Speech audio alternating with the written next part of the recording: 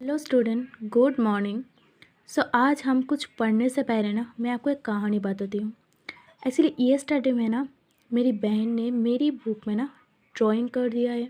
और मैं जब मेरी माँ को जाकर बोला, मेरी माँ ने कहा कि तुम अपनी ड्राइंग बुक छोड़कर अपनी दीदी का बुक क्यों ड्रॉ किया।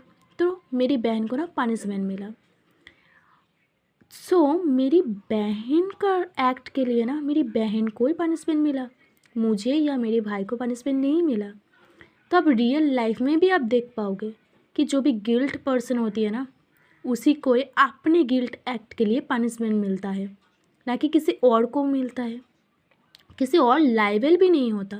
लेकिन ऐसे कुछ एक्सेप्शनल सर्कमस्टेंसेस है जहाँ पर ना एक पर्सन को एक्ट के लिए अदर पर्सन भी लायबिलिटी होती है, जैसे कि विकरियस liability. The liability of one person for the act done by another person may arise in vicarious liability में। और इसका एग्जाम्पल जैसे कि liability of the principal for the tort of his agent, liability of partners of each other's tort, liability of the master for the tort of his servant।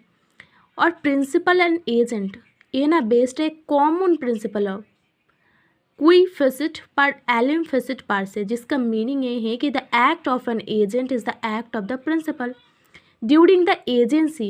Agent ने अगर कुछ काम किया है ना तो प्रिंसिपल भी लायबल होती है।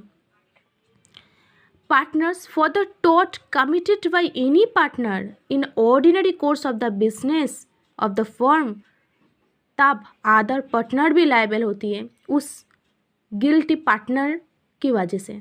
ठीक है।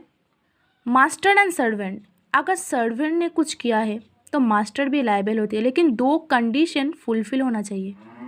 एक तो ये है कि the taught was committed by the servant, और वो सर्वेंट कमिट किया है taught in the course of his employment. तो वाइक्रियस लायबिलिटी में किसी एक पर्सन की एक्ट के लिए ना अदर पर्सन भी लायबल होती है।